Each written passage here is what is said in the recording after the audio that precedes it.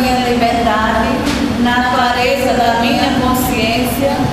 dei o meu nome à nossa congregação missionária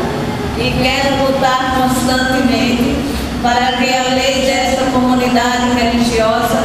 seja tão somente o Evangelho. Por isso, diante da congregação e da igreja, declaro escolher a Cristo como opção exclusiva, querendo prolongar a mesma vida que Ele viveu, na ação e contemplação, e assim me comprometo por votos a seguir o Cristo missionário, na vivência dos conselhos evangélicos, de castidade libertadora, obediência toda a prova e pobreza evangélica, na prática e no anúncio de sua missão evangelizadora pelos povos,